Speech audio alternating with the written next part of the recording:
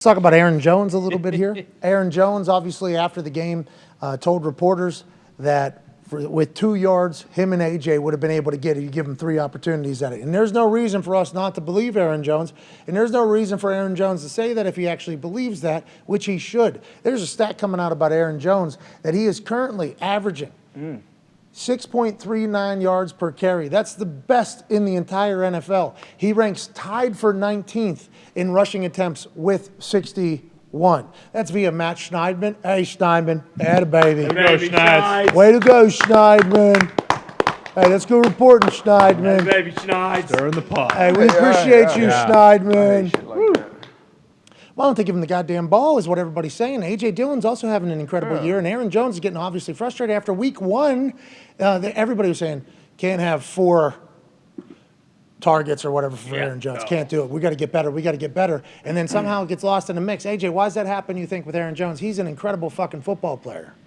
He and A.J. Dillon both. Like, I feel like when you watch them play, they complement each other very well. And A.J. Dillon, like, I don't feel like we ever see that dude falling backwards ever. He always is finishing forward. He always is punishing the defense. Also, Aaron Jones, he's more of like a slasher, do everything back, but he runs very, very physical too. He's not letting dudes he's not running out of bounds. He's blasting dudes in the sidelines. He catches the ball everywhere. They both, I feel like, can block. So I feel like the more heavily involved these guys are, I don't know. I just feel like people can't consistently stop both of these guys. What did Aaron? Aaron said best 11 on the field. Yeah.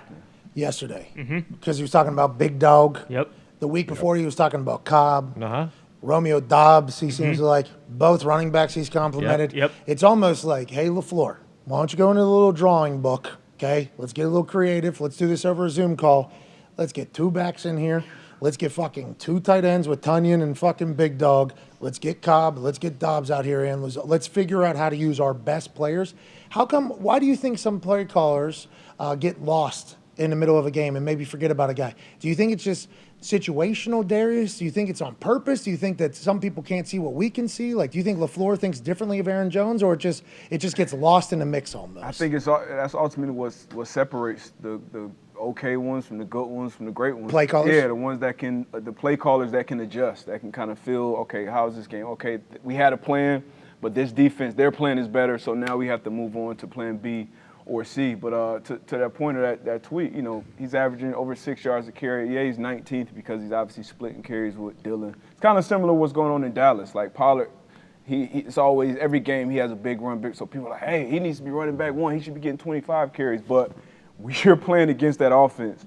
Like Zeke, what he does on that other side of like that pounding and falling forward for 3, 4, 6 yards, and you had that change of pace with fresh legs back there. Like, that's tough. And the 20 personnel for defenses, it always kind of puts you in a bind as far as how you're going to match that. You're going to match it with base, you're going to match it with sub, and then A-Rod obviously has the ability to check in and out of plays. So, that's what separates good play callers from the bad ones. I wonder how I would be as a play caller. Terrible, I think. Just because if I know me at all, which I've been with me a long time, it's terrible. You might let your emotions creep in, I'm guessing. Well, for sure. I mean, if we don't like the way somebody's talking, we are certainly attacking said person. Like, we're going to have to get that. But also, if I see something that's working, like, hey, we're trying to win the fucking game here. Yeah. Let's do that. I think there's and we're not saying this about LaFleur, I'm just saying in general, it seems like some play callers almost try to do too much shit. Like, hey. I get too cute. Yeah, do we need to get everybody involved in the game? Yes. But if we don't, let's not, If we don't need it, let's go ahead and keep it moving. I'm intrigued by the Christian Watson thing, though, because he's a decoy now, right, with the jet sweeps and everything like that. Hasn't really been used at all as a weapon. You don't really account. You almost don't even have to account for him in the passing game because it's like the routes he's running. It's either he's just fucking running a go ball or he's not. Early on in the season, they tried to get him involved on a couple of those bubbles, didn't get his head around quick enough. Like, that's the type of stuff where when Dobbs is or Cobb is, like, Rodgers trusts those guys, so I don't know if he's necessary. But the thing, like, as a fan at least, that drives you nuts is Aaron Jones is far and away their best offensive weapon. Like, it's not even close. And in the Bears game a couple weeks ago when they rushed for over 200 yards, they were running like a little pony package where him and A.J. Dillon are both split in the backfield at the same time. I don't think they've run that since then. And I think what they do a lot is, like, Aaron Jones will have a great drive. He'll gash the defense. He'll have like an 11-yard carry and then like a 7-yard carry. And then they'll take him out and they'll put in A.J. Dillon for, like 6 plays. And it's just like he's the change of pace back. Like he's not – if he gets moving or if it's late in the game, he's kind of like that Derrick Henry where like he'll grind teams down and he might break one late. But it's a lot more 4, 5, 6-yard hard run. Like Aaron Jones is a game breaker. Like if you get the ball in his hands, whether it's in the passing game or the running game, like he is going to make plays. He's proved that time and time again. And I feel like for whatever reason, they continually say, like, hey, we need to get this guy's touches. We need to get this guy involved. And then they just don't. And when they do, they beat the shit out of teams. And they paid him, too. Yeah. Which is what's surprising to me. They paid him, and then they're still not used. It's like, what? Normally when you pay somebody, they're forcing that person the ball. And it's like the complete opposite. And this is what it is to be a head coach and a play caller, though.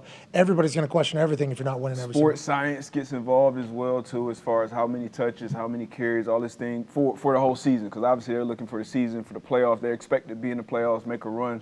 So that gets involved. But to your point, like when you're a play caller, you come into a game, you have plans, right? We get in the red zone. Okay, these are the plans. These are the personnel groupings that's going to be in.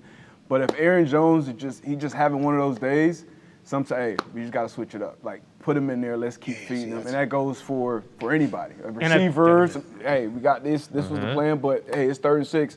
Let's dial up something for this guy. He's hot today. And I feel like a lot of times they get into a situation where he doesn't even get that opportunity because they get into the second half and he's only got like 6 carries or 6 touches. So it's kind of just like, okay, well, we still got to keep A.J. Dillon involved. Yeah. And I also, like, he's a consummate teammate, so he's not going to say anything. And they do, A.J. Dillon is a stud. He's good as well, so he needs touches. But I also do think there's something to, like, Aaron Jones, like, it's hard to get into a rhythm when you're going and you're eating, and then all of a sudden it's like, okay, well, I'm not going to get the next series, or I'm going to be off the field for the next 4 plays. Like, I know he's not saying that that's an issue, but it's tough as a fan watching it to not think, like, if this guy stays in the game, like, he's going to go off. And not that A.J. Dillon isn't. Right. And I think Aaron Jones is a fan of A.J. Dillon. We're all fans of A.J. Dillon. Sure. But the stable backfield thing is interesting. And I'm only saying that because I've seen a couple running backs who maybe their style was like, I need to find a rhythm. I need to, I need to beat these teams down a little bit, and then I'll get going. You see it with, like, Derrick Henry. You see it around the NFL with, like, the top-end running backs. Josh Jacobs, the other day, they're starting to do it, like, out of necessity almost. Hey, we got to go. It's like, I wonder what Aaron Jones would be if he was on every single He down. was getting 25 carries a game. Yeah. Which is why whenever they drafted A.J. Dillon in the second round or whatever, everybody was like, you draft a quarterback, we didn't need a fucking quarterback. And you draft a running back, we didn't need a fucking running back. Like, those are the only 2 positions, like, on the offensive side that we got the guys at. And now it's like, how can they make the most out of all of it, A.J.? Well, I think D-Butt hit on it. That he mentioned, like, the sports science and everything. I'm sure they're telling Aaron Jones, like, hey, man, it's a long season. We need you for the final push when we're really making a run at this Super Bowl. So we don't want to wear you down, give you too many carries now. We know we're going to be there in position, hopefully, to make a run. And we need to make sure that you feel as good as you possibly can when that time comes. I get it.